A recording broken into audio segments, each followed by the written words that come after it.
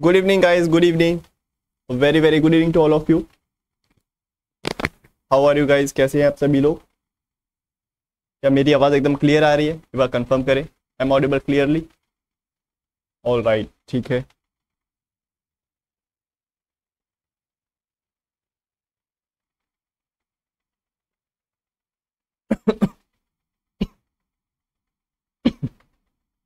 Good evening guys, good evening, very very good evening to all of you. तो फटाफट से session में जुड़ जाइए।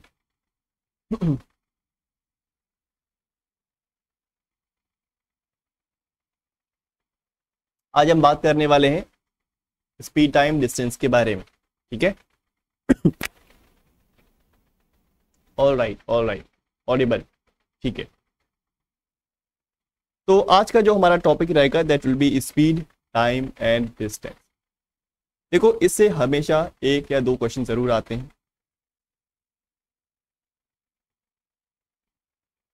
दो क्वेश्चंस इस टॉपिक से जरूर आते हैं। तो profit and loss, simple and interest से मैंने हमेशा बात की कि एक क्वेश्चन आता है दोनों में से।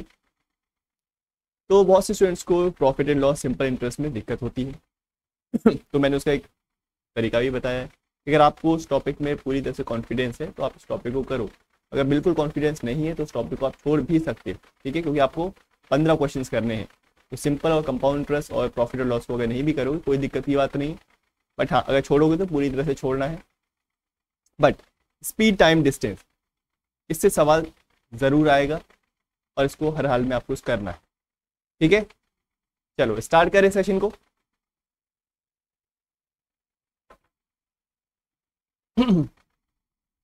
तो स्टार्ट करते हैं। सबसे पहले जानेंगे कि स्पीड क्या होता है and what is the relation between speed time and distance. चलो देखो, स्पीड से आप लोग क्या समझते हो? जैसे कि अगर कुछ दूरी आपको कवर करनी है, कुछ दूरी आपको चलनी है, उस दूरी को जितने समय में, जितने टाइम इंटरवल में आप चल पाते हो, दैट इज द स्पीड। कहने का मतलब है speed of an object is the distance covered bye it in a unit time interval. यानी कि एक यूनिट टाइम इंटरवल के अंदर जितना डिस्टेंस आप कवर करते हो उसको बोला जाता है स्पीड। अब सवाल यह है कि जो अ यूनिट टाइम, एक यूनिट टाइम किसे बोला जाता है? आ यूनिट टाइम का मतलब होता है या तो 1 घंटा, 1 आवर और 1 सेकेंड। यानी कि या तो 1 घंटा या 1 सेकेंड में चली गई जो दूरी है, इसको बोला जाता है अ यूनिट टाइम। मान लेते हैं कि आपने 100 किलोमीटर का डिस्टेंस 2 घंटे में पूरा किया, ठीक है? You covered 100 kilometre in 2 hours, then what will be your speed? देखो, 2 घंटे में अगर 100 किलोमीटर जाएगा तो 1 घंटे में कितना जाएगा? 1 घंटे में जाएगा 50 किलोमीटर। तो यानी कि 1 घंटे में चली गई जो दूरी है that will be the speed, यानी कि 50 किलोमीटर पर आवर, यानी कि 1 घंटे में। ये यूनिट है आपकी किलोमीटर में और आवर्स में, यानी कि आपका जो डिस्टेंस है that will be in kilometre and time that will be in hours. लेकिन अगर मैं आपसे कहूं कि आपने 500 मीटर की दूरी, 500 मीटर की दूरी को चलने में 25 सेकंड का समय लिया है, कितना? 25 सेकंड का समय लिया है, then what will be your speed? आपका स्पीड क्या होगा? तो आप बोलोगे 25 सेकंड में 500 मीटर की दूरी कवर करता है, तो 1 सेकंड में कितना दूरी कवर करेगा ये आप कैलकुलेट कर सकते हो। बताइए, what will be the distance covered by that body in 1 second? 1 second में कितना दूरी कवर करेगा? टेल मी।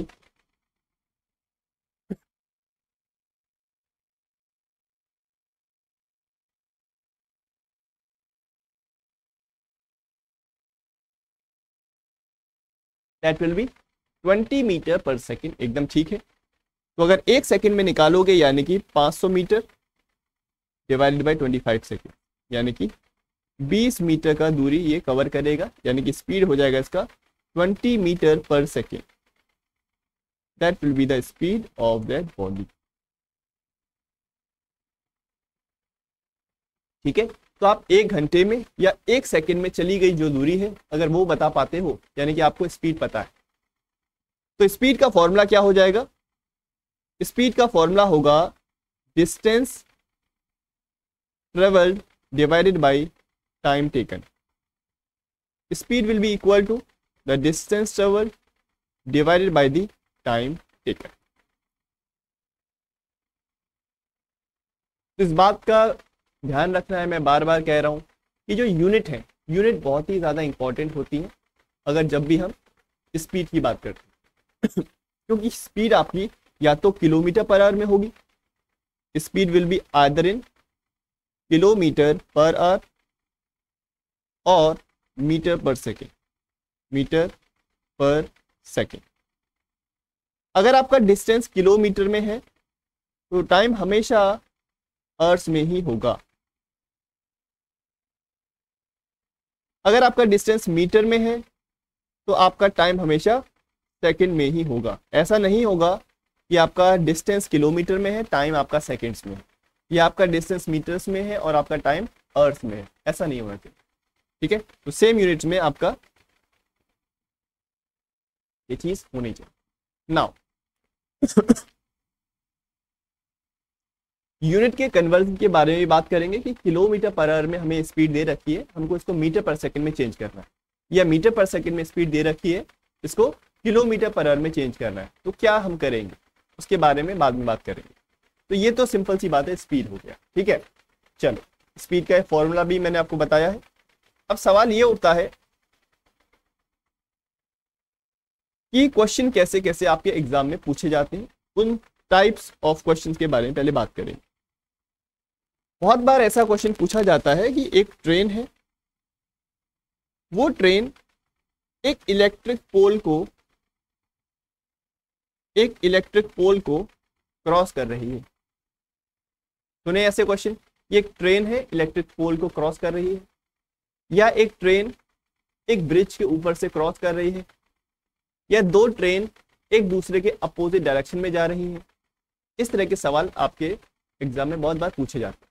तो ट्रेन बेस्ड क्वेश्चंस हमको पता होने चाहिए किस तरह से, किस तरीके से, क्या उसका कॉन्सेप्ट। ठीक है, तो एक एक करके बात करते हैं। सबसे पहला कंडीशन है कि एक ट्रेन एक इलेक्ट्रिक पोल को पूरी तरह से क्रॉस करती है। देखो, सबसे पहले हमको डिफरेंस पता होना चाहिए कि एक ट्रेन अगर एक इलेक्ट्रिक पोल को क्रॉस करेगी या एक हमारा कोई भी पर्सन उसको वॉक करके पूरी तरह से क्रॉस करेगा, दोनों में डिफरेंस क्या है। देखो, जब भी एक पर्सन की बात करूंगा तो पर्सन रिलेटिवली एक पॉइंट साइज बॉडी है as compared to the train. You know that ये ट्रेन है, ट्रेन की काफी लंबी लेंथ होती है, ट्रेन की एक कंसिडरेबल लेंथ होती है, तो उसकी लेंथ को हम कभी भी नेग्लेक्ट नहीं करेंगे। बट एक जो पर्सन है, पर्सन की कोई नेग्लेजेबल कह सकते हैं कि जो पर्सन है उस एक पॉइंट साइज बॉडी होता है, उसकी जो विड्थ है, चौड़ाई है, हम उसको नेग्लेक्ट कर सकते हैं इन क्वेश्चंस में, और हमेशा ऐसा ही करते हैं। ट्रेन की लेंथ हम मान लेते हैं फॉर एग्जांपल 100 मीटर की ट्रेन है, एक इलेक्ट्रिक पोल को पूरी तरह से क्रॉस करती है। तो अगर एक ट्रेन इस इलेक्ट्रिक पोल को पूरी तरह से क्रॉस करेगी तो इसका मतलब कुछ ना कुछ समय तो इसको लगेगा ना इस पोल को क्रॉस करने में, क्योंकि इसकी खुद की लेंथ 100 मीटर। वैसे ही एक इलेक्ट्रिक पोल जो कि खुद में एक पॉइंट साइज बॉडी है, जैसे कि पोल हो गया, एक पर्सन हो गया, ये सारे के सारे पॉइंट साइज बॉडी हैं जिनकी कुछ विड्थ नहीं होती, चौड़ाई नहीं होती, हम उसको नेग्लेक्ट कर देते हैं। ठीक है, देखो, अगर हम एक इलेक्ट्रिक पोल को इस ट्रेन से क्रॉस करते हैं यानी कि कुछ यहाँ पे समय लगेगा। जैसे कि आप देख पा रहे हो, ये एक ट्रेन है और ये एक हमारा इलेक्ट्रिक पोल। इस इलेक्ट्रिक पोल को अगर ये पूरी तरह से ये ट्रेन क्रॉस करेगी यानी कि कुछ ना कुछ ये समय इसको लगेगा। अब कितना समय लगेगा वी डोंट नो, वो किस पे डिपेंड करेगा। We know that time will be equal to speed क्या होता है, डिस्टेंस अपॉन टाइम, तो टाइम क्या हो जाएगा, distance upon speed, distance upon speed. वो डिपेंड करेगा डिस्टेंस पे, यानी कि एक तरह से कि ट्रेन की जो लंबाई है, ट्रेन की जो लेंथ है उस पर डिपेंड करेगा। जितनी ज्यादा लंबी ट्रेन होगी उतना ही ज्यादा टाइम लिया जाएगा, और जितनी कम स्पीड होगी ट्रेन की उतना ही और ज्यादा टाइम लिया जाएगा। कभी आप ऑब्जर्व करना कि एक इलेक्ट्रिक एक ट्रेन है, ठीक है देखो जैसे कि ये ट्रेन मान लो और इलेक्ट्रिक पोल, तो ये ट्रेन की जो स्पीड है जितनी धीरे होगी उतना ही ज्यादा ये टाइम लेगा इस इलेक्ट्रिक पोल को पूरी तरह से क्रॉस करना। जितनी तेजी होगी यानी कि जितनी तेज स्पीड से जाएगी उतनी ही जल्दी ये इस इलेक्ट्रिक पोल को पार कर लेगा, और जितनी ज्यादा इसकी लेंथ होगी उतना ही ज्यादा ये टाइम भी लेगा। तो ये कुछ फैक्टर्स हैं जो कि इसको डायरेक्टली अफेक्ट करते हैं।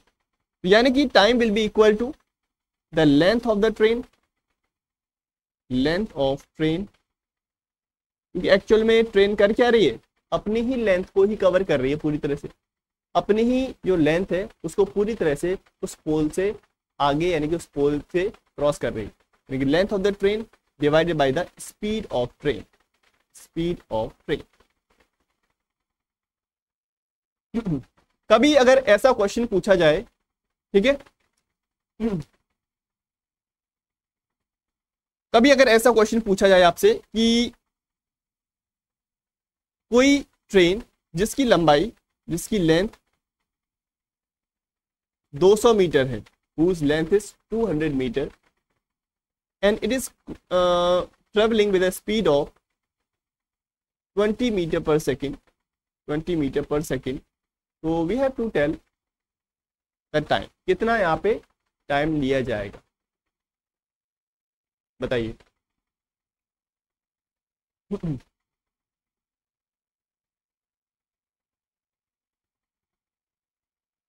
बताइए what will be the time taken, क्या टाइम लिया जाएगा।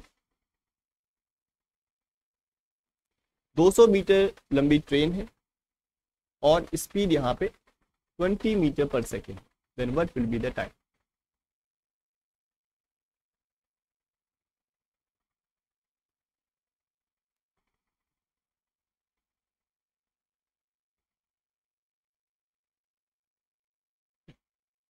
दस सेकेंड, यानी कि अगर भाई 200 मीटर लंबी ट्रेन है और इसको लिया गया जो स्पीड है यानी कि जो जिस स्पीड से चल रही है that is 20, then the time will be 10 second. यानी कि वो ट्रेन उस इलेक्ट्रिक पोल को 10 सेकेंड में पूरी तरह से क्रॉस कर लेगी, as simple as that.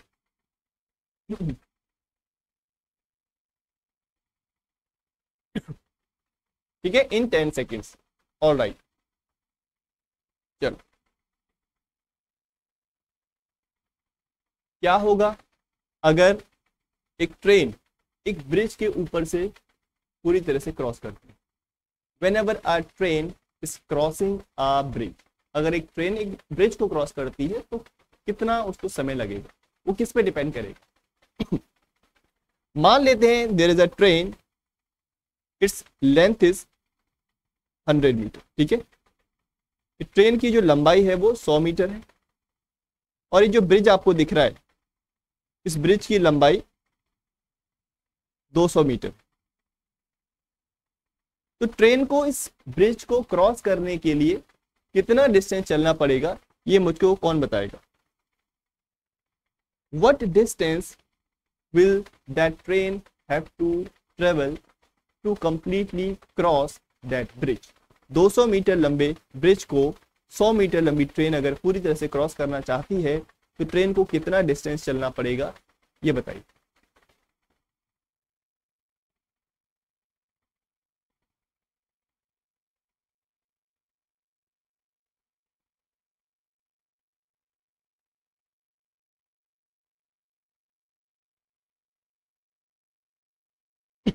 Anyone, देखो डिस्टेंस कितना कवर करना पड़ेगा, जितनी ट्रेन की लंबाई है और जितनी उस ब्रिज की लंबाई है दोनों का सम, यानी कि 300 मीटर का डिस्टेंस इसको चलना पड़ेगा।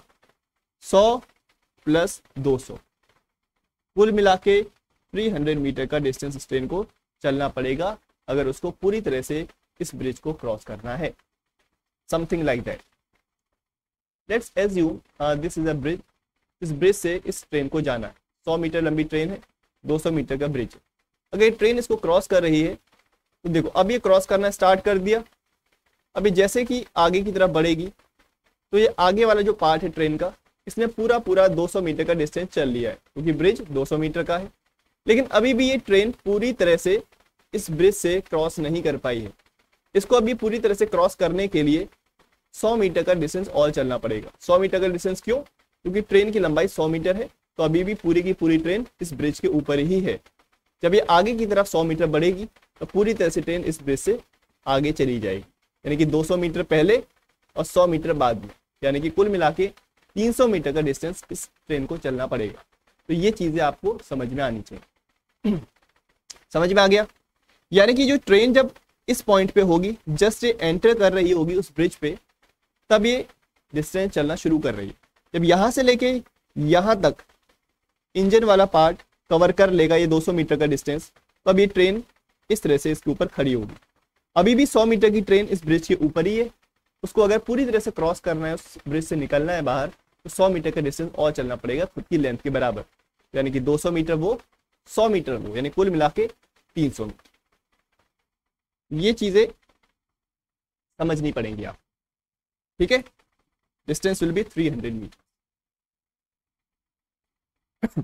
नाउ अगर मान लेते हैं इस ट्रेन को, इस ब्रिज को क्रॉस करने के लिए जो टाइम लिया गया है that will be 15 second, 15 second का समय लिया है, then what will be the speed of train? क्या हम ट्रेन की स्पीड निकाल सकते हैं?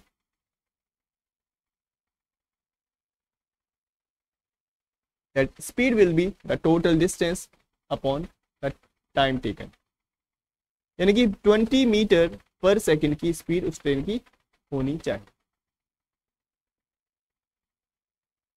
ठीक है, तो ये जो कॉन्सेप्ट है ये चीज क्लियर होनी चाहिए।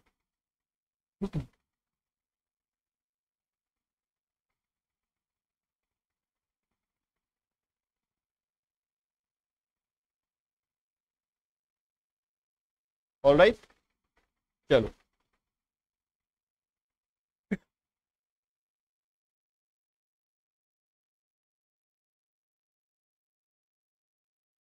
नाउ एक important concept, that the concept of relative speed. Relative speed का क्या मतलब होता है? 15 कैसे आया? कौन सा 15? ये टाइम तो मैंने अपनी तरफ से एज्यूम किया है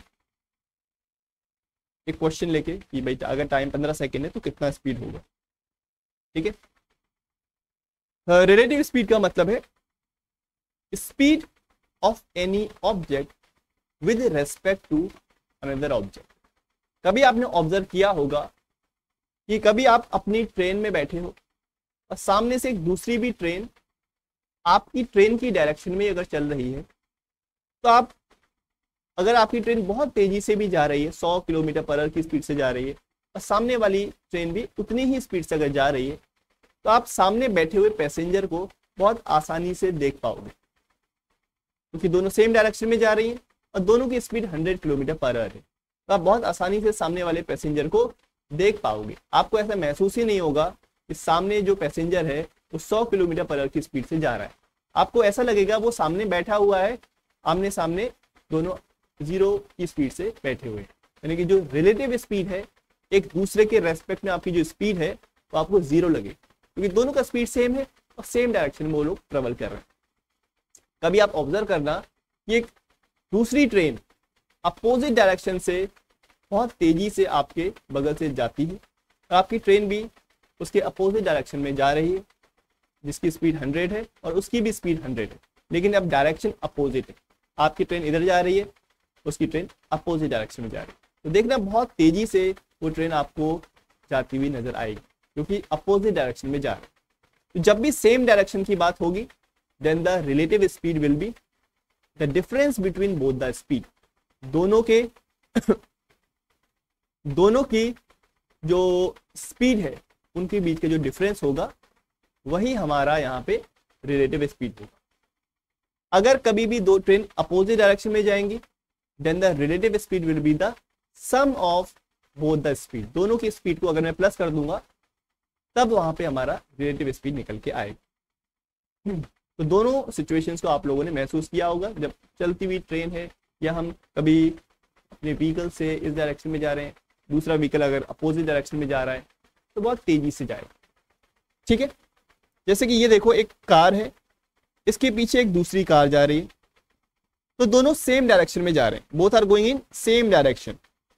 तो इसमें बैठा हुआ पर्सन अगर मान लेते हैं 50 किलोमीटर पर आवर की स्पीड से जा रहा है और इसमें बैठा हुआ पर्सन भी 50 किलोमीटर पर आवर की स्पीड से जा रहा है, तो दोनों की जो स्पीड है एक दूसरे के रेस्पेक्ट में दैट विल बी जीरो। ठीक है, यानी कि एक दूसरे की जो स्पीड है जिसे हम बोलेंगे relative speed,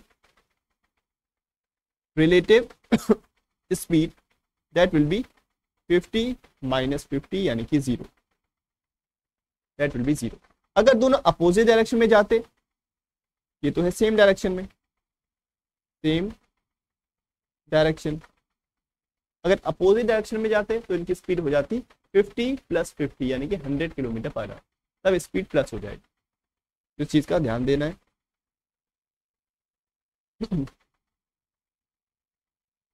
when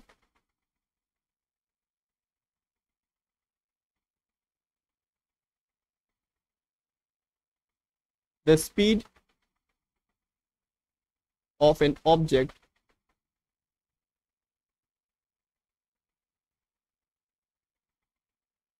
with respect to the another object, this is called the relative speed. Now when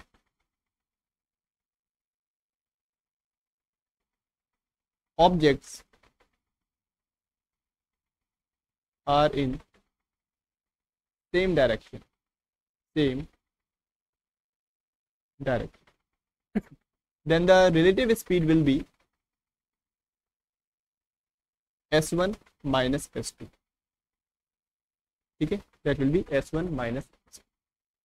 ये चीज ध्यान रखना, सेम डायरेक्शन में जो हमारा स्पीड होगा that will B s1 minus s2, और ये कंडीशन भी होगी कि s1 is greater than s2, क्योंकि हमेशा बड़ी वाली स्पीड में से छोटे वाली स्पीड को माइनस करोगे। And the condition number 2 is when object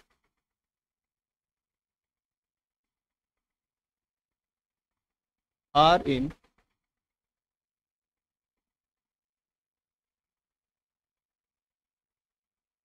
opposite direction, then relative speed will be the sum of both the speed s1 plus s2। इसमें s1 चाहे बड़ा हो s2 बड़ा हो कोई दिक्कत की बात नहीं है, just we have to add. Clear? तो इतना लिख लेना, उसके बाद फिर हम आगे बढ़ेंगे।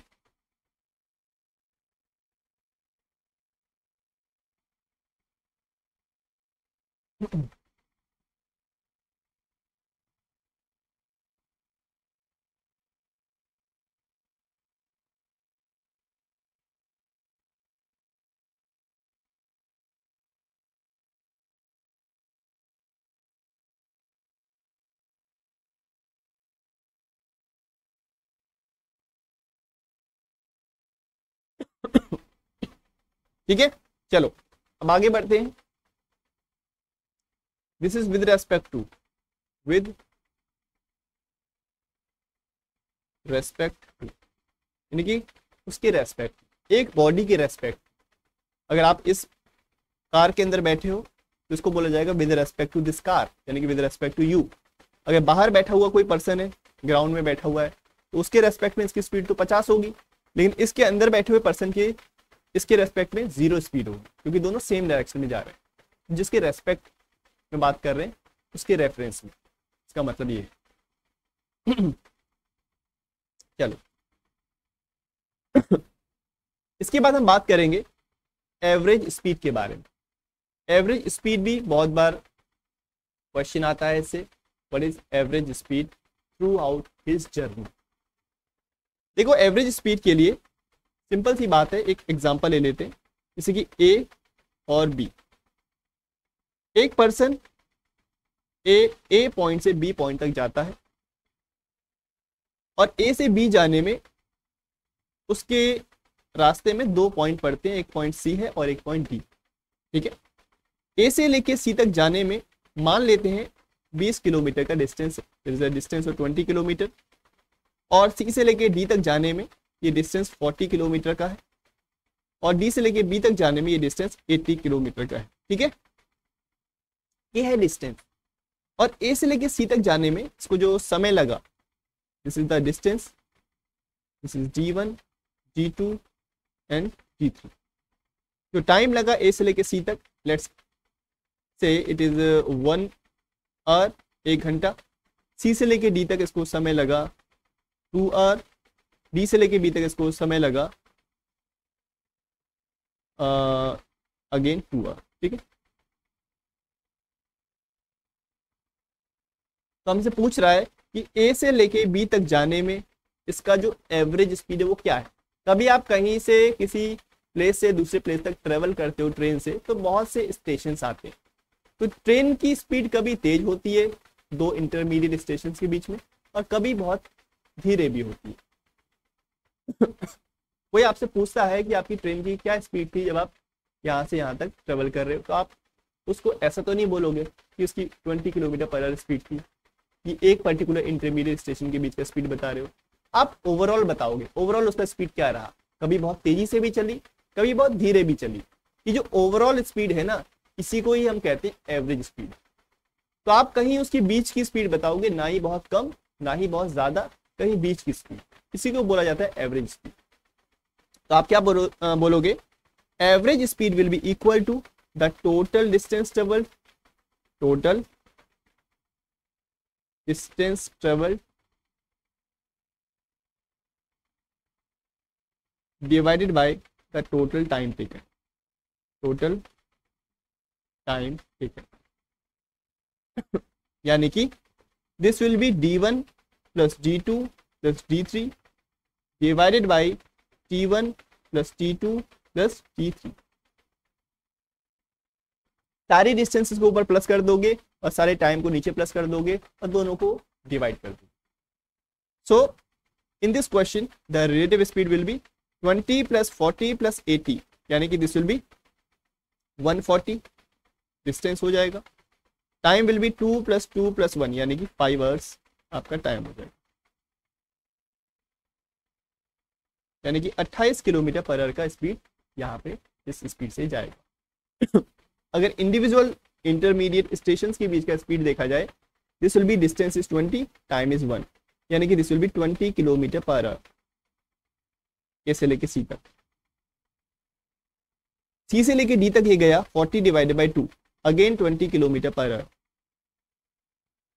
डी से लेके बी तक ये गया 80 किलोमीटर 2 घंटे में, यानी कि this will B 40 kilometre per hour. तो आपने 20 और 40 के कहीं बीच में स्पीड उसको बताई, that will B 28 kilometre per hour. This is called the average speed.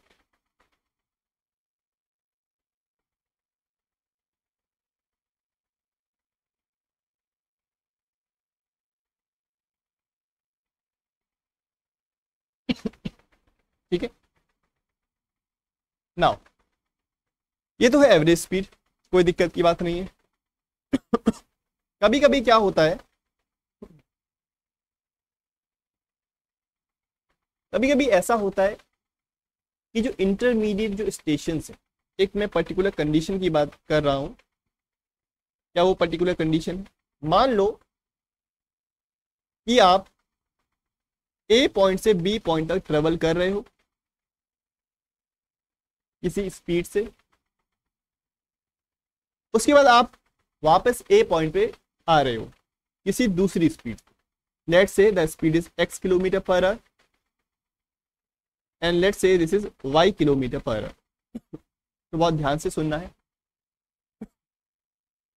आपको अगर ए से बी और बी से ए आना है, ए से बी जा रहे हो x किलोमीटर पर आवर और बी से ए आ रहे हो y kilometre per hour, then what will be the average speed, आपका जो एवरेज स्पीड है वो क्या होगा। इस केस में एवरेज स्पीड आपका that will be 2 times of x into Y upon X plus Y. ये एक पर्टिकुलर केस है जिसमें हम डायरेक्टली ये फॉर्मूला अप्लाई कर सकते हैं, तो हमको कोई दिक्कत नहीं होगी। आपको अगर स्पीड दे रखी है ए से बी और बी से ए, तो आप इस फॉर्मूले को अप्लाई कर सकते हैं, ठीक है।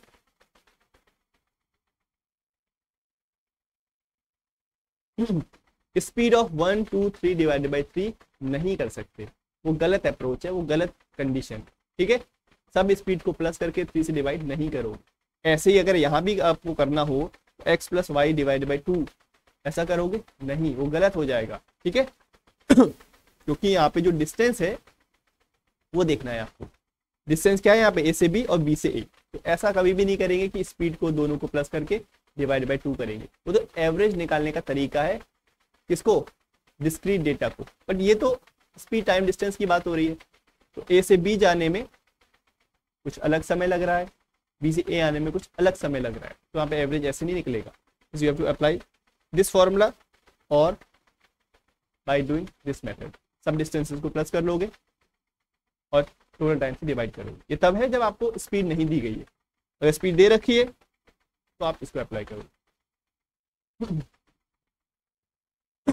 बाकी अभी हम कुछ क्वेश्चंस करेंगे तो चीजें आपको ज्यादा समझ में आ जाएंगी।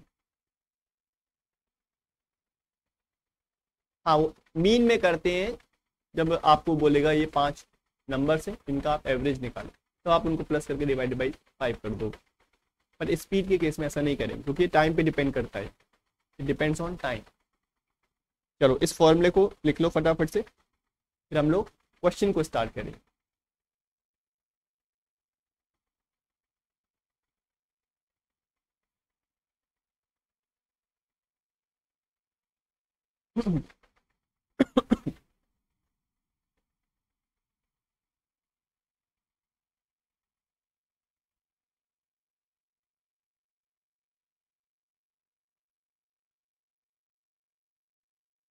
ठीक है,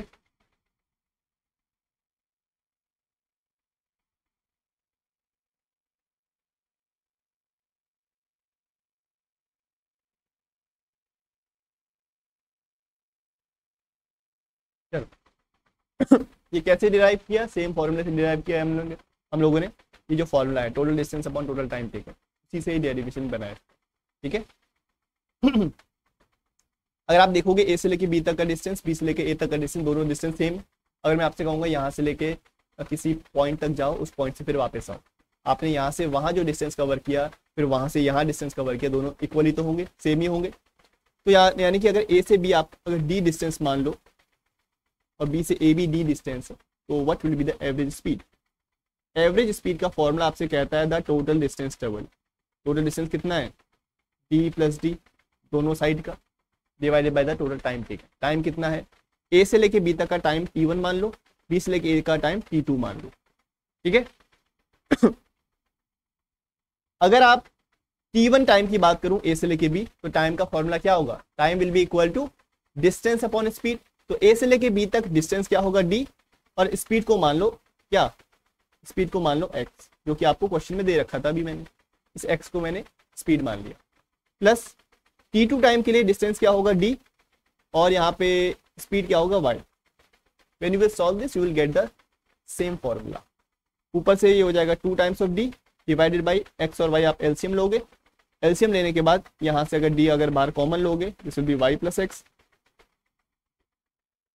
d और d कैंसिल हो जाएगा और ये एक्स वाई ऊपर चला जाएगा, 2xy upon X plus Y. ये फॉर्मूला वहीं से बना है, ठीक है। जो सेम बेसिक फॉर्मूले हैं उन्हीं से मिलके फॉर्मूला बना है। भाई X plus Y divided by 2 नहीं है, वो X plus Y divided by 2 नहीं है। मैं फिर से कह रहा हूँ, स्पीड को इस तरह से आप एवरेज नहीं निकालोगे। दिख रहा है स्क्रीन, एक सेकेंड अब देख लो, क्लियर। अब बढ़े आगे,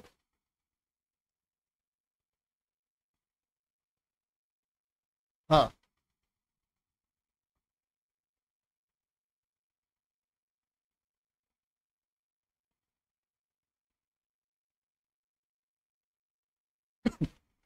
चलो, अब जो यूनिट का कन्वर्जन है वो हमको पता होना चाहिए। मैंने आपको अभी बोला था कि कभी कभी क्या होगा कि आपको किलोमीटर पर आवर से मीटर पर सेकंड में स्पीड को चेंज करना होगा, या मीटर पर सेकंड से किलोमीटर पर आवर में आपको स्पीड को चेंज करना होगा। तो आप क्या करोगे, एक एग्जांपल से ले लेते हैं। जैसे कि कभी आपको किलोमीटर पर आवर से मीटर पर सेकंड में स्पीड को चेंज करना है, तो आपको सिंपल से 5/18 एक फ्रैक्शन में आपको बता रहा हूं, 5/18 इस फ्रैक्शन से आपको मल्टीप्लाई करना है। You have to just multiply that number by 5/18। जैसे मान लो 72 kilometre per hour, you have to change this speed in metre per second. तो आपको 72 को 5/18 से मल्टीप्लाई करना पड़ेगा, यानी कि 20 metre per second will be the speed in metre per second. Similarly अगर आपको मीटर पर सेकेंड से किलोमीटर पर आवर में स्पीड को चेंज करना है, तो आपको इसका जस्ट रेसिप्रोकल यानी उल्टा कर देना है, यानी कि just you have to multiply it by 18/5। तो ये याद रखना कि 5/18 कब है और 18/5 कब है। जब किलोमीटर पर आवर से मीटर पर सेकंड में चेंज करोगे देन इट विल बी 5/18, और अगर मीटर पर सेकंड से किलोमीटर पर आवर में करोगे इट विल बी 18/5। जैसे कि मान लो 25 मीटर पर सेकंड स्पीड को आप किलोमीटर पर आवर में चेंज करना चाहते हो, yes you have to multiply 25 by 18/5, यानी कि 90 kilometre per our will be the right speed in kilometre per our. Is it clear, crystal clear? All right. हाँ अभी क्वेश्चन करेंगे बैक टू बैक, हम क्वेश्चन ही करेंगे क्योंकि सारे कॉन्सेप्ट मैंने बता रखे हैं और इन्हीं के ऊपर बेस्ड कुछ क्वेश्चंस करने वाले। बहुत से स्टूडेंट्स के मन में ये भी ख्याल आ सकता है कि भाई ये 5/18 कहाँ से आया, ये 5/18 कहीं ना कहीं से तो आया होगा, तभी तो हम इसको मल्टीप्लाई कर रहे हैं। उसका सिंपल सा आंसर है कि भाई किलोमीटर पर आवर को आप इसको चेंज कर रहे हो मीटर पर सेकेंड में। You know that in every kilometre there is 1000 metres, 1000 metre होते हैं किलोमीटर के अंदर, और एक घंटे के अंदर कितने सेकंड होते हैं, 3600 सेकंड, 3600। एक घंटे के अंदर 60 मिनट और हर मिनट के अंदर 60 सेकंड, यानी कि 16 × 60 यानी कि 3600। ठीक, when you will solve this तो कैंसिल आउट करोगे, this will B 5 times, this will B 18 times. तो यहाँ से एक निकल के आता है फ्रैक्शन दैट विल बी 5/8। तो यहाँ से आप समझ सकते हो कि किलोमीटर पर आवर को जब भी मैं मीटर पर सेकंड में चेंज करूंगा तो 5/18 जो रेशियो है ना, इससे मल्टीप्लाई करना पड़ेगा। अगर इसका उल्टा करना है मीटर पर सेकंड में से किलोमीटर पर आवर, तो उसको 18/5 करना पड़ेगा, just like that.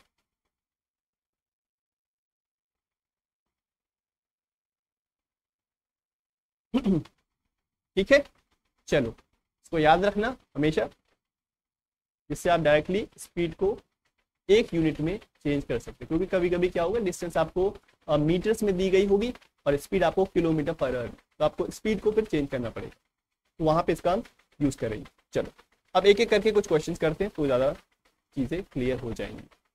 First question on your screen is this.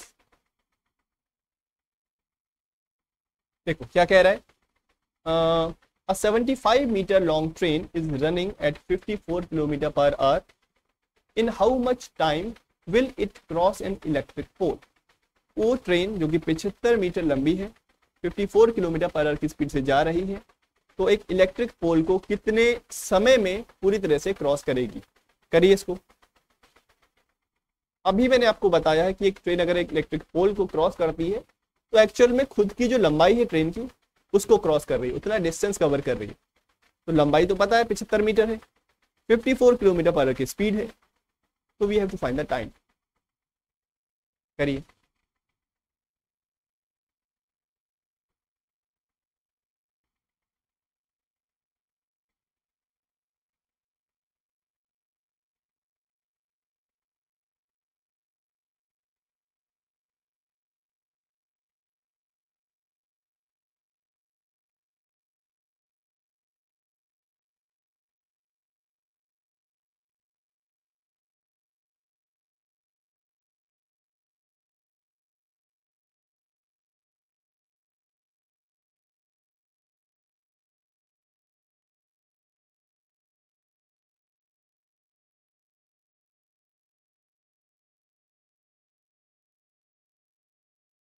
5 second का समय लग रहा है कह रहे।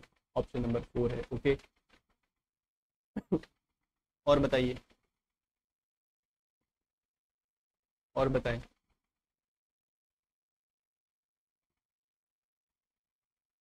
चलो ठीक है, देखो अगर स्पीड हमको दे रखी है ट्रेन की 54 किलोमीटर पर आवर, हमको इसको चेंज करना पड़ेगा मीटर पर सेकेंड में। 5/18 से मल्टीप्लाई करना पड़ेगा, यानी कि 15 मीटर पर सेकेंड। इतने की स्पीड से अगर ट्रेन चलती है और 75 मीटर का डिस्टेंस इसको पूरी तरह से कवर करना है, क्योंकि इतनी लंबाई इसको चलनी पड़ेगी एक इलेक्ट्रिक पोल को अगर पार करेगा। The time will be the distance upon the speed. Distance is 75, speed is 15 metre per second, यानी कि 5 सेकेंड का समय इसको लगना चाहिए। 5 सेकेंड, यानी कि ऑप्शन नंबर 4।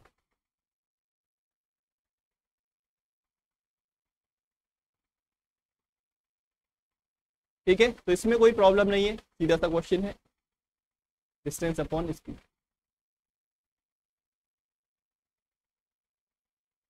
ओके चलिए नेक्स्ट क्वेश्चन को करिए।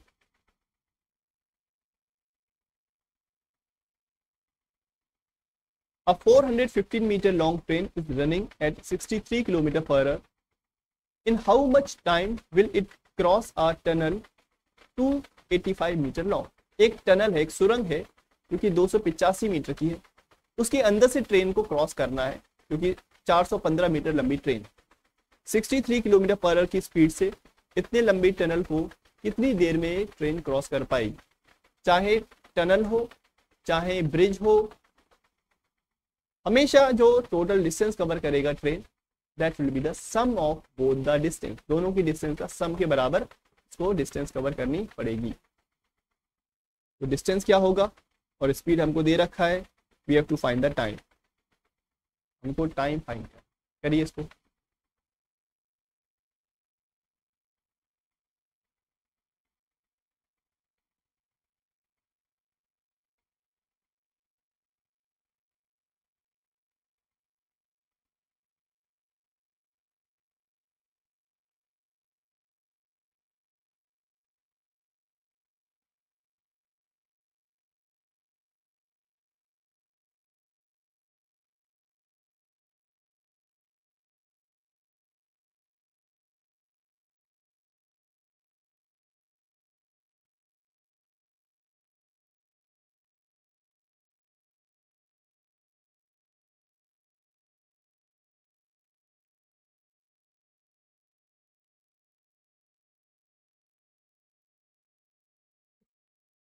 Forty seconds.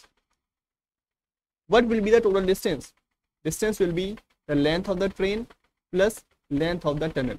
दोनों की लंबाई का सम. This will be 700 meter. Speed will be 63 kilometer per hour. We have to change it in meter per second.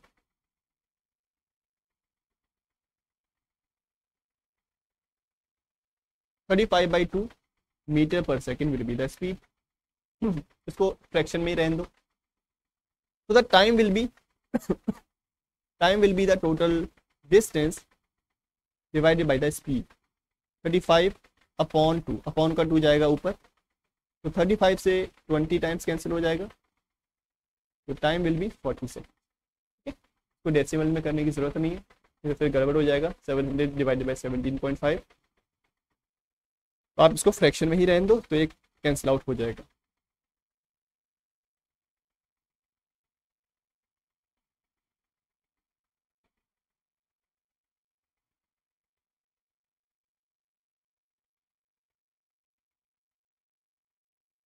ठीक है चलिए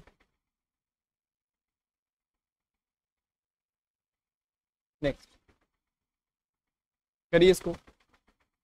A train crosses a bridge and a platform of length 450 meter and 700 meter in 20 seconds and 30 seconds respectively. Find the speed of the train. ये कह रहा है कि train एक bridge को कवर करती है, ब्रिज को क्रॉस करती है जिस ब्रिज की लंबाई 450 मीटर है, और एक प्लेटफॉर्म को क्रॉस करती है जिस प्लेटफॉर्म की लंबाई 700 मीटर है। तो ब्रिज को क्रॉस करने में इसको 20 सेकंड का समय लगता है और प्लेटफॉर्म को कवर करने में इसको 30 सेकंड का समय लगता है। तो हमको ट्रेन की स्पीड बता करिए से और बताइए।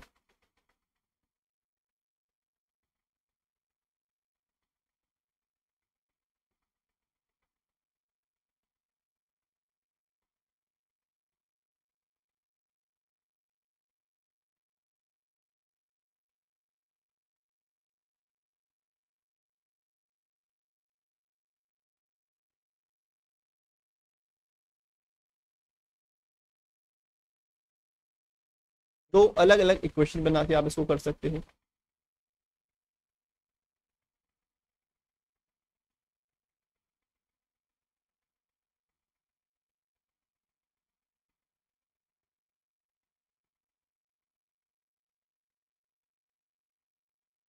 बताइए, इक्वेशन बनी है आप लोगों की?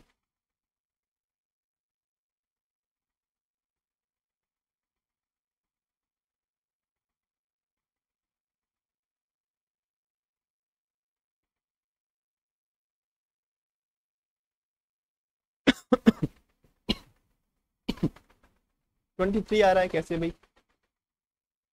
देखो, पहले मैं जो नॉर्मल तरीका है इक्वेशन बनाने वाला तरीका वो बताता हूँ, क्योंकि जब तक बेसिक तरीके आपको नहीं पता है ना, आप ट्रिक से कर ही नहीं सकते क्वेश्चन। ट्रिक मैं बताऊंगा, समझ में तो आ जाएगी, लेकिन कल को कोई दूसरा क्वेश्चन आएगा, आप उसको ट्रिक की हेल्प से कर ही नहीं सकते जब तक आपको बेसिक मेथड नहीं पता है। बेसिक मेथड तो ये कहता है कि एक ट्रेन है जिसकी कुछ लंबाई होगी, मान लेते हैं जो ट्रेन है उसकी लंबाई है एल।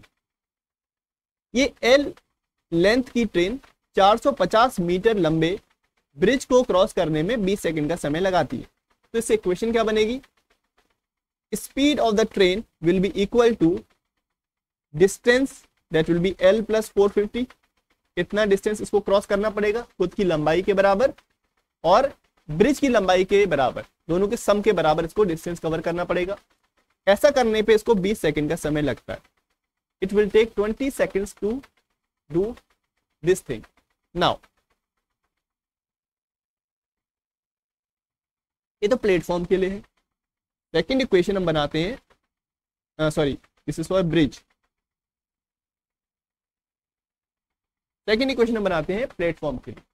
नाउ स्पीड तो सेम है ट्रेन की, लेकिन कंडीशन ये है कि वो ट्रेन 700 मीटर लंबे प्लेटफॉर्म को क्रॉस करती है 30 सेकंड में। तो the distance covered by the train will B L plus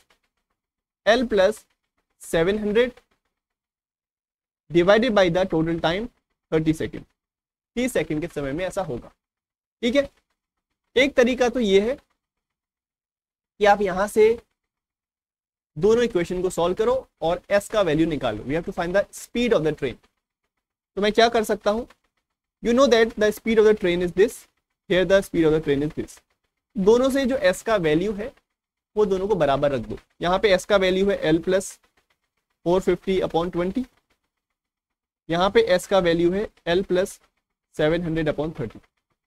ऐसा करने के बाद जब आप इसको सॉल्व करते हो, this will B 3 times of L plus 1350, that will be equal to 2 times of L plus 1400। यहाँ से अगर 3L minus 2L करोगे, this will be L 1400 minus 1350, this will be 50 meters। यानी कि जो ट्रेन की लंबाई है वो है 50 मीटर। तो आप यहाँ से स्पीड निकाल सकते हो किसी भी एक इक्वेशन में L का वैल्यू 50 रख दो, you will get the speed.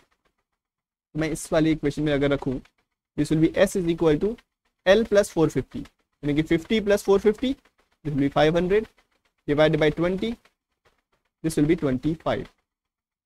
speed will be 25 meters per second, 25 meter per second, that will be option number A।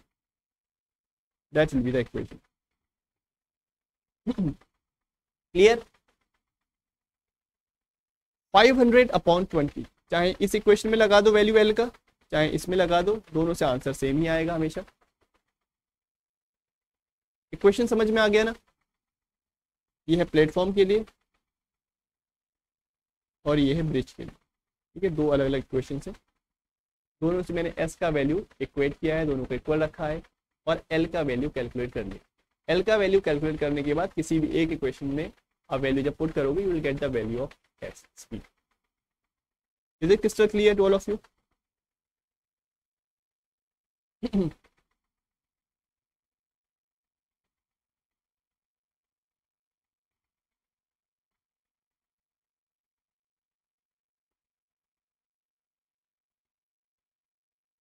Direct add क्यों नहीं कर सकते? क्या आप लोगों ने दोनों के डिस्टेंस को प्लस करके, दोनों के टाइम को प्लस करके, क्या डिस्टेंस अपॉन टाइम लगा दिया? क्या ऐसा कुछ कर दिया क्या? पहले मैंने, अरे भाई यहाँ पे हमसे क्वेश्चन में एवरेज स्पीड नहीं पूछ रहा है, एवरेज स्पीड नहीं पूछ रहा है। अगर एवरेज स्पीड पूछ भी रहा होता, ये कोई एवरेज स्पीड निकालने का तरीका नहीं है। दोनों कंडीशंस अलग अलग है, बोथ आर डिफरेंट कंडीशन। एक बार उस ट्रेन को मैं ब्रिज के ऊपर से चला रहा हूँ, 450 मीटर के ब्रिज के ऊपर से, तब वो 20 सेकंड का समय ले रहा है। और एक बार मैं उसको 700 मीटर लंबे प्लेटफॉर्म के ऊपर चला रहा हूँ, तब वो 30 सेकंड का समय ले रहा है। तो आपने दोनों डिस्टेंसेस को जो प्लस कर दिया है ना, ये डिस्टेंस तो हमारी ब्रिज और प्लेटफॉर्म की है, और ये जो टाइम लिया गया है ये ट्रेन का टाइम है, जिसमें ये डिस्टेंसेस में ट्रेन की डिस्टेंस को आप प्लस करना भूल गए हो। ट्रेन का खुद का भी तो कोई लेंथ होगा कि नहीं होगा, वो लेंथ आपने इसमें प्लस करी क्या?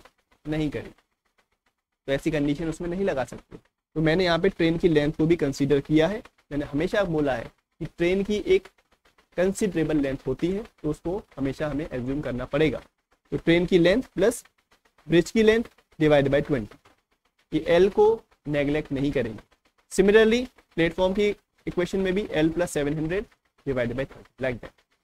तब आप इक्वेट करोगे तो एल का, यानी कि ट्रेन का भी कुछ लेंथ है ना, that is 50 metre, you have to consider that.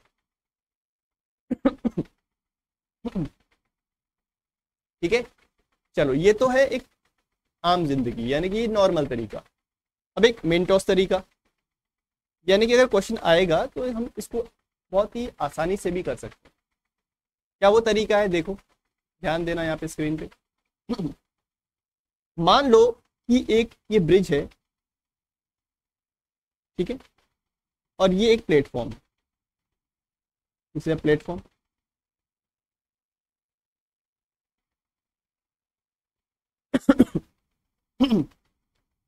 अब देखो, अगर ये ब्रिज है और ये एक प्लेटफॉर्म है, तो हम क्या कर सकते हैं? ये ब्रिज जो कि 450 मीटर लॉन्ग है और ये जो प्लेटफॉर्म है ये 700 मीटर लॉन्ग, ठीक है। अब इसमें मैं दोनों साइड अगर मैं ट्रेन की लेंथ को बढ़ा भी दूं, मान लो ट्रेन की कुछ लेंथ है एल और यहाँ पे कुछ ट्रेन की लेंथ है एल, ठीक है। तो इतना डिस्टेंस कवर करने के लिए ट्रेन को 20 सेकंड का समय लग रहा है। Train is taking 20 seconds to cross this much of distance L plus 450 and L plus 700 distance cover करने में को 30 सेकंड का समय लग रहा है। तो एक तरह से ट्रेन यहाँ पे कितना ज्यादा डिस्टेंस कवर कर रही है? Train is covering 250 metre more, 250 metre ज्यादा डिस्टेंस कवर कर रही है इस वाले केस में। कहाँ पे? प्लेटफॉर्म पे, ठीक है। यहाँ पे 450 है, यहाँ पे 700, बाकी ट्रेन की लेंथ तो दोनों जगह सेम ही है। यहाँ पे कितने का डिफरेंस है? 250 मीटर्स का। तो ये 250 मीटर का जो एक्स्ट्रा डिस्टेंस इसको कवर करना पड़ रहा है इस वाले केस में, ऐसा करने के लिए इसको कितना एक्स्ट्रा टाइम लग रहा है? यहाँ पे इसको 20 सेकंड का समय लग रहा है और यहाँ पे इसको 30 सेकंड का समय लग रहा है, यानी कि 10 सेकंड एक्स्ट्रा लग रहा है। इस एक्स्ट्रा डिस्टेंस को कवर करने के लिए 10 सेकंड एक्स्ट्रा लग रहे हैं, यानी कि speed of the train will be the extra distance divided by the extra time taken, that will be 25 meter per second. Don't have to make the equation, just you have to apply some concept and some approach like that. इसको हम 12 plus 450 plus 700 करके भी कर सकते हैं, बिल्कुल कर सकते हैं, लेकिन वहां पे आपके पास एक ही इक्वेशन बनेगा और दो वेरिएबल है। आपको स्पीड निकालनी है, एस का वैल्यू निकालना है और एल का वैल्यू आपको पता भी नहीं है, तो दो इक्वेशन को, दो वेरिएबल्स को सिंगल इक्वेशन से नहीं निकाला जा सकता। ठीक है,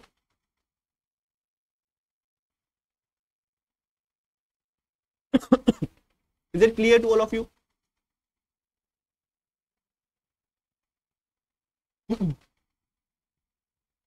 समझ में आ गया? चलो, तो जब तक आपको बेसिक तरीके नहीं पता होंगे तो ये फिर ट्रिक्स तब तक आपके दिमाग में आ ही नहीं सकती, क्योंकि आपको जब तक पता नहीं है क्या कंडीशन हो रही है, कैसे कैसे चीज हो रही है, कैसे, आपको जब तक इमेजिनेशन नहीं आएगी ना आपके दिमाग में, तब तक वो ट्रिक्स काम नहीं आएंगी।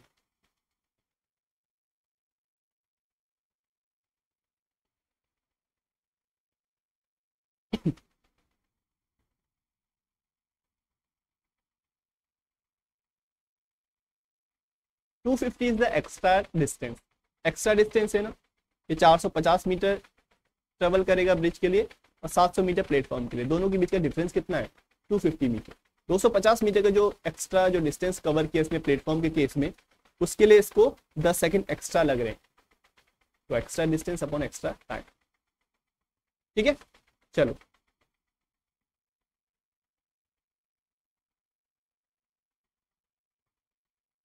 नाउ रिलेटिव स्पीड के ऊपर अब हम क्वेश्चंस करने वाले हैं।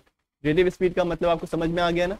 अगर सेम डायरेक्शन में होगा तो दोनों के स्पीड का डिफरेंस होगा, अगर अपोजिट डायरेक्शन में होगा तो दोनों के स्पीड का सम हो। बस इस कॉन्सेप्ट को लेके हमें क्वेश्चंस करना। चलो, पहला सवाल बेस्ड ऑन रिलेटिव स्पीड। तो मान के चलो रिलेटिव स्पीड से क्वेश्चन बहुत बार आता रहता है। ठीक है, जनरली देखा गया है इसी कॉन्सेप्ट पे क्वेश्चन बार बार आता है। इसको करें। क्या बोला जा रहा है? Two trains started at 7 AM from the same point. The first train travelled north at a speed of 80 km per hour and the second train traveled south at a speed of 100 km per hour. The train at which they were 540 km apart is 9 AM, 10 AM, 11 AM और 11:30 AM। करिए।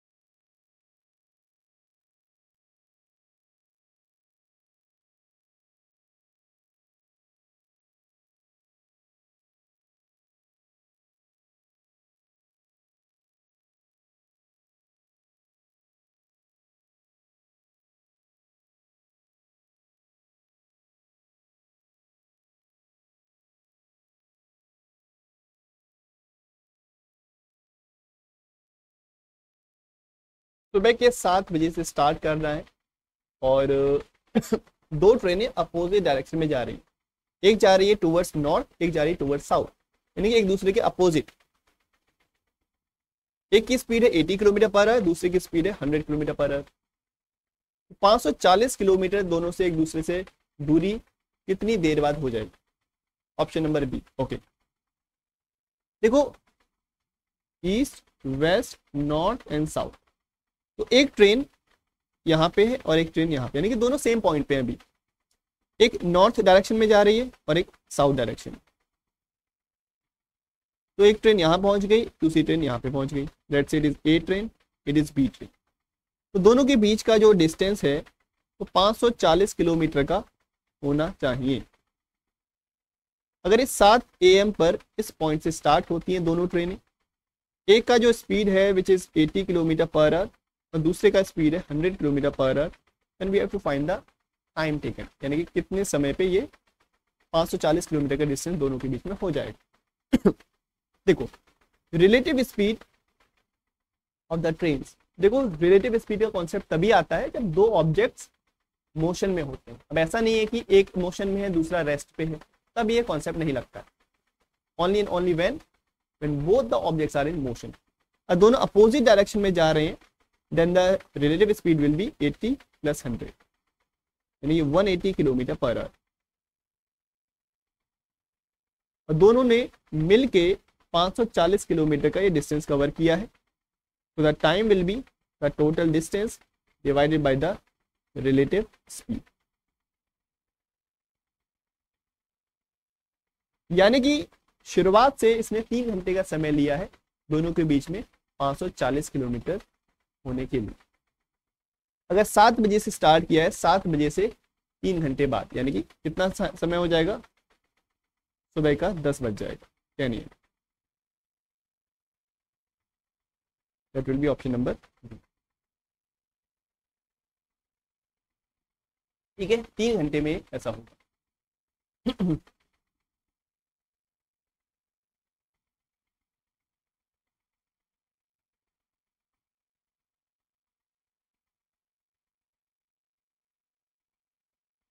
Next करिए इसको, क्या कह रहा है। Two cars start at the same time from the same location. दो car same time पर सेम लोकेशन से स्टार्ट होती हैं and go in the same direction, और सेम डायरेक्शन में ही चलने लगती हैं। The speed of the first car is 50 kilometre per hour and the speed of the second car is 60 kilometre per hour.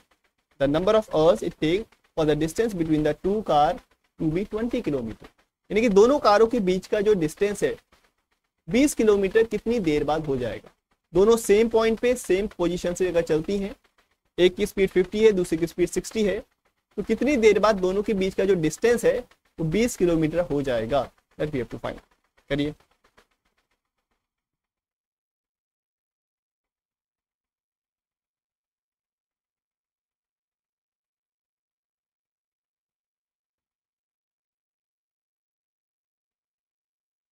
तो डायरेक्शन सेम है, तो same direction में जो रिलेटिव स्पीड होता है that will be the difference between both the speed. दोनों को minus कर दो स्पीड को।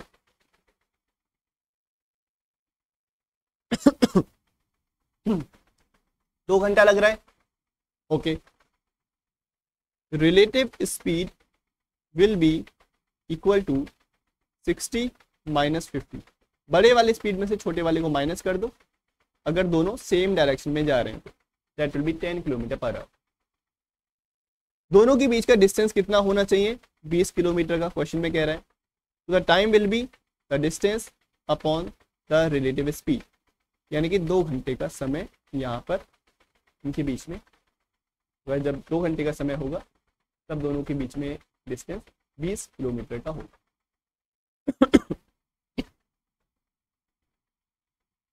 वैसे भी समझ सकते हो, दो कार हैं ए और बी, एक की स्पीड है 60 और एक की स्पीड है 50, ठीक है।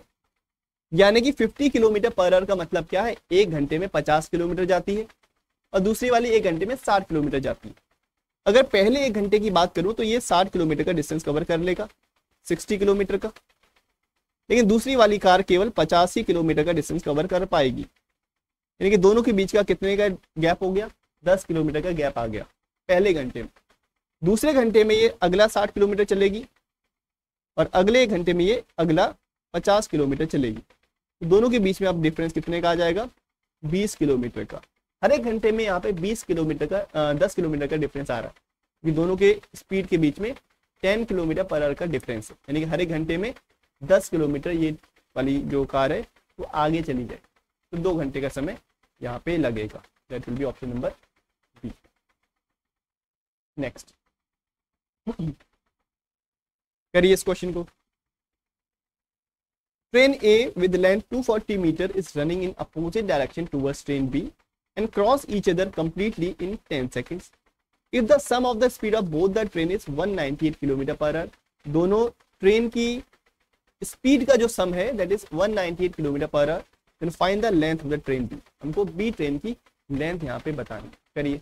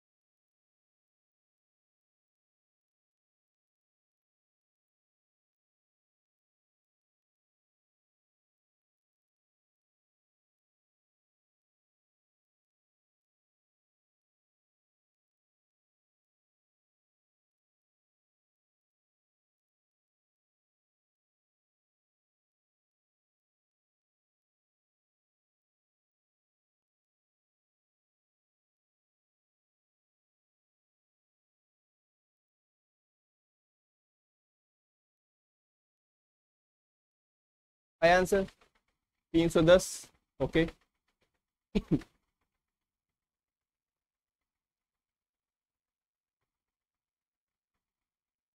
चलो देखो यहाँ पे train A with length 240 metre running in opposite direction towards train B. दो ट्रेनें हैं और दोनों ट्रेनों की जो लंबाई है, एक की 240 मीटर है और दूसरी ट्रेन की लंबाई हमको यहाँ पे निकालनी है, और दोनों अपोजिट डायरेक्शन में ट्रेवल कर रही है।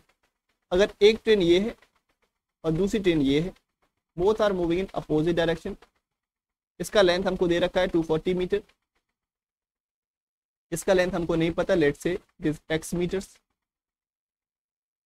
दोनों अपोजिट डायरेक्शन में ट्रेवल कर रही हैं और दोनों की जो रिलेटिव स्पीड है, the relative speed of both the train will be 198 kilometre per hour. ये क्वेश्चन में डायरेक्टली दे रखी है। अगर दोनों की स्पीड का सम अगर 198 है, यानी कि इसका जो रिलेटिव स्पीड होगा ये यही होगा। क्यों? क्योंकि दोनों अपोजिट डायरेक्शन में जा रहे हैं, तो अपोजिट डायरेक्शन में हमेशा रिलेटिव स्पीड प्लस हो जाती है, which is given 198 kilometre per hour. तो let's convert in metre per second,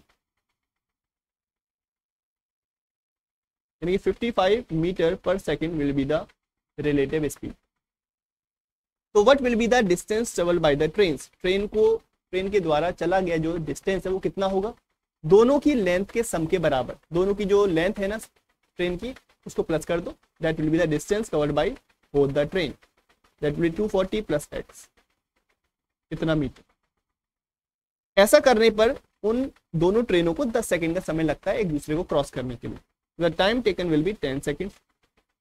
So you can easily make the equation that will be distance, or we can say distance क्या होता है? Speed into time.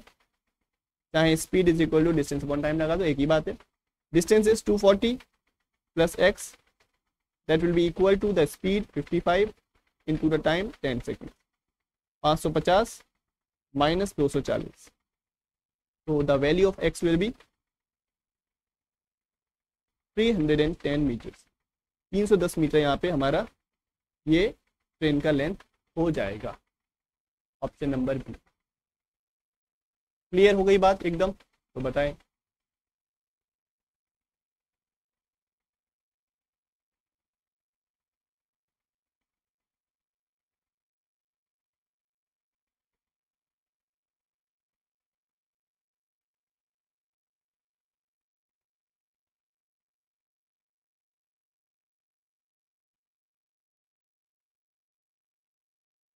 Alright,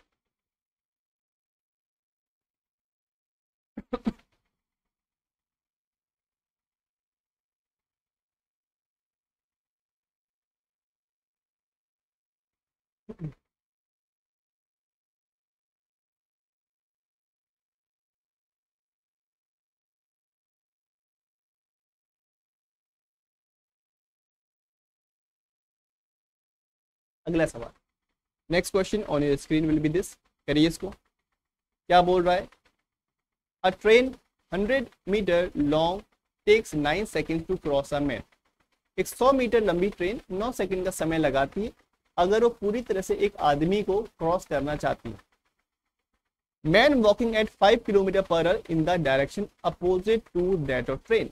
और जो आदमी है वो train के अपोजिट डायरेक्शन में 5 किलोमीटर पर आवर की स्पीड से चल रहा है। We have to find the speed of the train. हमको ट्रेन का स्पीड बताना है। करिए इसको, थोड़ा दिमाग लगाइए, क्वेश्चन बहुत ही अच्छा है।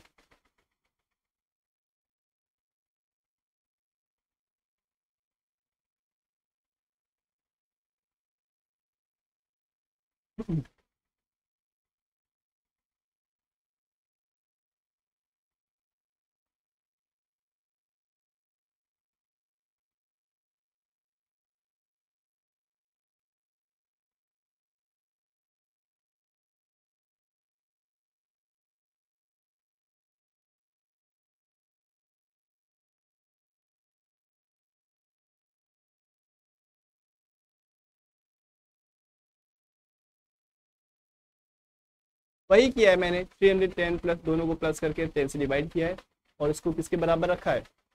रिलेटिव स्पीड के बराबर। ठीक है, जब उसके बराबर रखोगे तभी आपका यहाँ पे ये निकल के आएगा डिस्टेंस, तो आपका जो टाइम है तभी निकल के आएगा। ठीक है यही किया है मैंने, दोनों के जो डिस्टेंस है उसको प्लस किया है और उसके बराबर रखा, ठीक है। ये 310 है ना, 310 तो आपको पता ही नहीं था, तो हमने निकाला है। करिए इसको।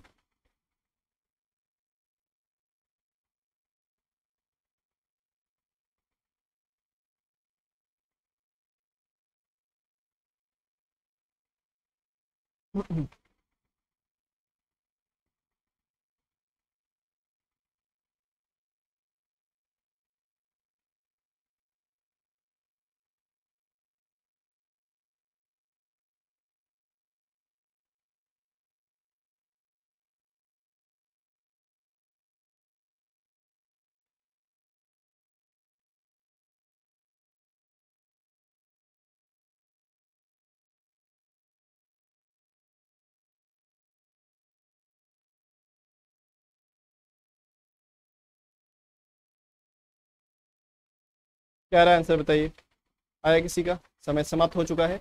ऑप्शन नंबर 4 कह रहे हैं, यानी कि 35 किलोमीटर पर आवर। ऑलराइट, हाँ उसको अगर ऑप्शनल मेथड से करेंगे तो आ जाएगा आंसर 10 वाला, ठीक है। नाउ कंडीशन ये है कि एक ट्रेन 100 मीटर लंबी है, 9 सेकंड में एक आदमी को पूरी तरह से क्रॉस कर लेती है जो कि अपोजिट डायरेक्शन में जा रहा है। एक आदमी है, अपोजिट डायरेक्शन में जा रहा है, 5 किलोमीटर पर आवर की स्पीड। तो 100 मीटर लंबी ट्रेन 9 सेकंड में एक आदमी को क्रॉस कर लेती है।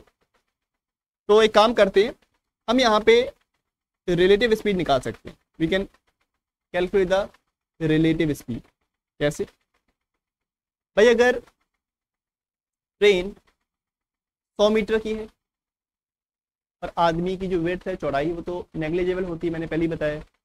तो जो डिस्टेंस है that will be 100 metre, time will be 9 second. यानी कि एक ट्रेन और एक आदमी एक दूसरे को, यानी कि 100 मीटर के डिस्टेंस को कवर करने के लिए 9 सेकेंड का समय लगाता है एक दूसरे को क्रॉस करने के लिए। तो the relative speed will B 100/9, क्योंकि दोनों अपोजिट डायरेक्शन में ट्रेवल कर रहे हैं, ट्रेन इधर और आदमी इधर। तो this is the relative speed that will be in metre per second. लेकिन हमको आंसर दे रखा है किलोमीटर पर आवर में, उसको किलोमीटर पर आवर में चेंज करने के लिए we have to just multiply it by 5/18, यानी कि 40 kilometre per hour. This is the relative speed. You know that the relative speed of two objects when moving in opposite direction, that will be the speed of the train.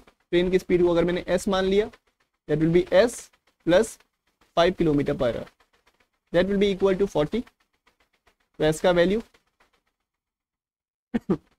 s का value 40 minus 5, यानी कि 35 kilometre per our, 5 kilometre per our. यहाँ से हमने जो distance और ये time दे रखा है ना, 9 सेकंड किसको लग रहे हैं? आदमी और ट्रेन दोनों को लग रहे हैं, क्योंकि दोनों अपोजिट डायरेक्शन में जा रहे हैं। तो दोनों को लिया गया जो समय है एक दूसरे को क्रॉस करने के लिए 9 सेकंड। और कितना डिस्टेंस कवर करेंगे? जितना लेंथ है हमारी ट्रेन का, यानी कि 100 metre. 100 divided by 9 that will be the relative speed एक दूसरे के रेस्पेक्ट में। तो हमने इसको किलोमीटर पर आवर में चेंज कर लिया, 40 किलोमीटर पर आवर। ये जो 40 किलोमीटर पर आवर है, this is the relative speed. दो ऑब्जेक्ट अगर अपोजिट डायरेक्शन में है, then the relative speed will be s plus 5, यानी कि दोनों की स्पीड का सम हो जाएगा। s is the speed of the train, so the value of s will be 35 kilometre per our. That will be option number 4।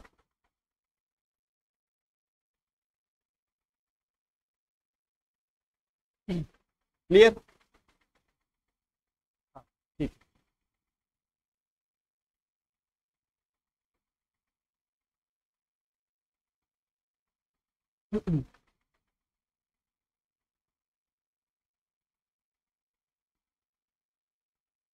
Minus क्यों होगा भाई? अपोजिट डायरेक्शन में अभी मैंने शुरू में बताया आपको कि दोनों की स्पीड प्लस होती है, ना कि माइनस। माइनस तो होगी सेम डायरेक्शन में।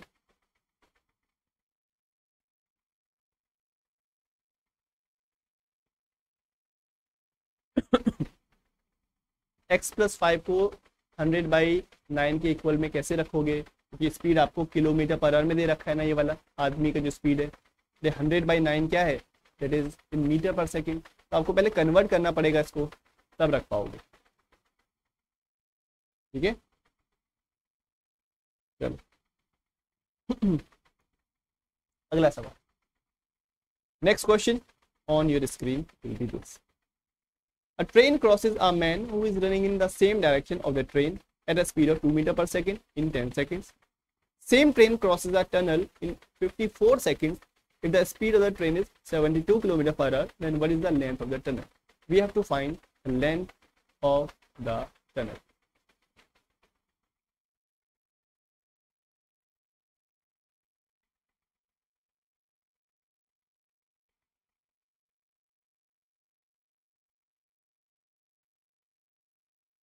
करिए इसको, टेक योर टाइम।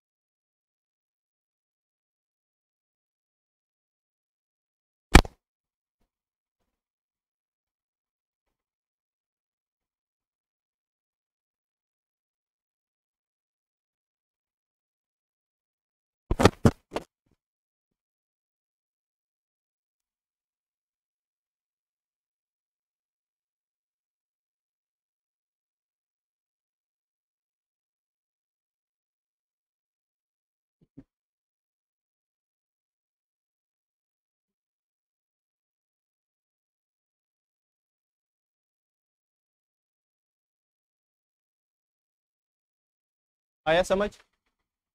इक्वेशंस बनेंगे यहाँ पे दो, ठीक है।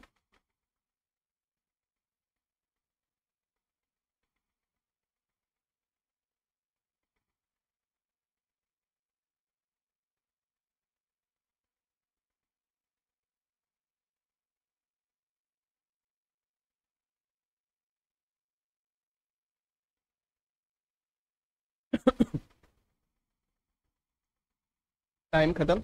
अब देखो, एक ट्रेन को अगर एक आदमी क्रॉस करता है same direction, if two objects are moving in the same direction, then the relative speed will be the difference between both the speed. आपको दे रखा है क्वेश्चन में आगे, if the speed of the train is 72 km per hour and the speed of the man, a train crosses a man who is running in the same direction of the train at the speed of 2 meter per second. आदमी की speed कितनी है, 2 metre per second. Train की speed कितनी है, 72 kilometre per our. 10 second में पूरी तरह से उस ट्रेन और आदमी एक दूसरे को क्रॉस कर लेते हैं। अब देखो, relative speed will be the difference between both the speed. You know that the speed of the train is 72 kilometre per hour. तो आप सबसे पहले इसको चेंज करो मीटर पर सेकेंड में, यानी कि 20 मीटर पर सेकेंड। इसमें से आदमी की स्पीड को माइनस कर दो, you will gate 18 kilometre per our. ठीक है, समय कितना है, 10 सेकेंड। तो यहां से आप फॉर्मूला लगा सकते हो डिस्टेंस का। Distance will be equal to speed, it is in metre per second, speed into time. तो the distance will be 180 metres. ये जो डिस्टेंस होगा, ये डिस्टेंस किसके बराबर होगा, ट्रेन की लेंथ के बराबर होगा, क्योंकि आदमी उस ट्रेन को क्रॉस कर रहा है या हम कहें ट्रेन उस आदमी को क्रॉस कर रही है, तो केवल ट्रेन की लेंथ ही तो यहाँ पे कंसिडर हम करेंगे। ठीक है, यानी कि ये जो डिस्टेंस होगा ट्रेन की लेंथ के बराबर होगा, पहली बात। दूसरी बात कि सेम ट्रेन क्रॉस करती है एक टनल को 54 सेकंड के अंदर। अगर ट्रेन एक टनल को क्रॉस करेगी तो टनल की कुछ ना कुछ लंबाई होगी, ब्रिज को अगर क्रॉस करेगी तो ब्रिज की कुछ ना कुछ लंबाई होगी। ये सारे के सारे कंसिडरेबल लेंथ के अंदर आते हैं। तो एक टनल को 54 सेकंड में क्रॉस करती है। तो बताओ, जब उस ट्रेन उस टनल को क्रॉस करेगी तो उसका स्पीड कितनी होगी क्या उसकी स्पीड 18 मीटर पर सेकेंड होगी या 20 मीटर पर सेकेंड? इस चीज में कंफ्यूजन आपको हो सकता है। देखो जब ट्रेन उस मूविंग पर्सन को अगर क्रॉस करती है तो यहाँ पे रिलेटिव स्पीड का कॉन्सेप्ट लगेगा, लेकिन अगर वो ट्रेन एक टनल को क्रॉस करती है तो यहाँ पे रिलेटिव स्पीड का कॉन्सेप्ट नहीं लगेगा, क्योंकि रिलेटिव स्पीड का कॉन्सेप्ट तभी लगता है जब दो ऑब्जेक्ट्स मोशन में होते हैं। आदमी और ट्रेन मोशन में है तब लगेगा, लेकिन टनल और ट्रेन की बात होगी तो टनल तो मूव नहीं करता है ना, तो केवल ट्रेन ही मूव करेगी उसके अंदर से, यानी कि तब हम केवल ट्रेन की जो एक्चुअल स्पीड है वो लगाएंगे। ठीक है, तो यानी कि speed of the train will be 20 metre per second, not 80 नहीं लेंगे। Speed of the train will be equal to the total distance, कितना डिस्टेंस है भाई, ट्रेन की लंबाई प्लस जो टनल की लंबाई है उसको मैं एक्स मान लेता हूँ, दोनों की लेंथ को प्लस कर दो, divided by the total time taken which will be 54 seconds. When you will solve this, this will be 1000 and this will be 1080180 plus x. तो x का value that will be 900 metre. तो tunnel की जो लंबाई है वो क्या होगी, 900 मीटर होगी। ठीक है, यानी कि option number C will be the right answer. Is it clear to all of you? कोई दिक्कत परेशानी? एक बार ट्रेन एक मूविंग पर्सन को क्रॉस करती है और दूसरी बार में ट्रेन एक टनल के अंदर से जा रही है, तो यानी कि रिलेटिव स्पीड का कॉन्सेप्ट लगेगा जब दो ऑब्जेक्ट्स मूव कर रहे हैं, यानी कि आदमी और ट्रेन। जब केवल ट्रेन मूव कर रही है टनल के अंदर से तब नहीं लगेगा। तो यहाँ पे मैंने ट्रेन की एक्चुअल स्पीड लगाई है और यहाँ पे मैंने रिलेटिव स्पीड लगाई। ठीक है, ये चीज़ आपको पता होगी, एक बार इसको देख लो। यही आज का लास्ट क्वेश्चन था। इसके बाद हम और भी क्वेश्चंस करेंगे और बोट एंड स्ट्रीम का कॉन्सेप्ट भी जानेंगे, लेकिन नेक्स्ट सेशन में। ठीक है, एक बार इसको देख लो आराम से। खुद से भी कुछ क्वेश्चंस की आपको प्रैक्टिस करनी है, प्रीवियस ईयर क्वेश्चंस करने हैं, तभी आपको फायदा मिलेगा। ठीक है, अभी कोई स्टूडेंट कह रहा था कि भाई सारे कौन सा की जो सारे तरीके हैं वो कैसे पता लगेंगे, तो सारे तरीके पता लगाने के लिए आपको क्वेश्चन की प्रैक्टिस करनी पड़ेगी। बिना गिने क्वेश्चन की प्रैक्टिस करते रहो तो आपको चीज़ें समझ में आ जाए। 20 कहाँ से आया, देखो अभी मैंने आपको बताया ना, ट्रेन की जो एक्चुअल स्पीड थी वो कितनी थी, 20 मीटर पर सेकेंड। अभी हमने यहाँ पे कैलकुलेट करी थी, 72 किलोमीटर पर आवर को मीटर पर सेकेंड में चेंज किया था। यही तो हमारी ट्रेन की एक्चुअल स्पीड है, but this is relative speed. जब इसमें से मैं पर्सन की स्पीड को मैं माइनस कर दूंगा, सीधा relative speed, but we have to put only the speed of the train.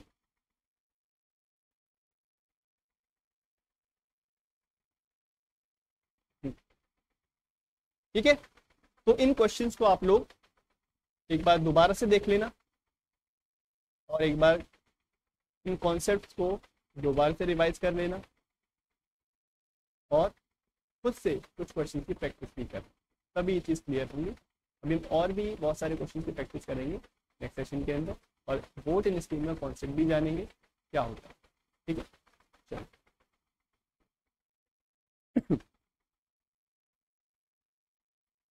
तो मिलेंगे अब मंडे को। एप्टीट्यूड का बुक है आईपीएस का, वो आप ले सकते हो for CSR net. CSR net के लिए एक बुक है जिसमें आपको टॉपिक वाइज जो भी मैं यहाँ पे टॉपिक्स पढ़ा रहा हूँ आपको वही सीक्वेंस में आपको बुक में भी मिल जाएंगे। प्रीवियस ईयर के क्वेश्चन आपको टॉपिक वाइज सॉर्ट करके वहाँ पे दिए गए हैं विद देयर सॉल्यूशंस। ठीक है, क्वेश्चंस को वहाँ से देखो, पहले खुद से ट्राई करो, खुद की अप्रोच लगाओ, फिर आप एक बार सॉल्यूशन में जा सकते हो। ठीक है, चलिए मैंने पहले आपसे कहा जो डीपीपी में क्वेश्चन में आपको प्रॉब्लम होता है उसके लिए एक अलग से सेशन रख लेंगे लास्ट में। ठीक है, तो उन क्वेश्चंस को अभी के लिए होल्ड पे रख दो या डाउट सेक्शन में एक बार पूछ लो उन क्वेश्चंस को, तो वहाँ पे अगर सोल्यूशन मिल जाता है तो ठीक है, अगर नहीं मिलता है तो यहाँ पे मैं आपको हर एक क्वेश्चन एक एक करके डीपीपी के क्वेश्चन मैं बता दूँ। ठीक है, चलिए मिलते हैं मंडे को। Till then thank you so much and करते रहो प्रैक्टिस बस। ऑलराइट।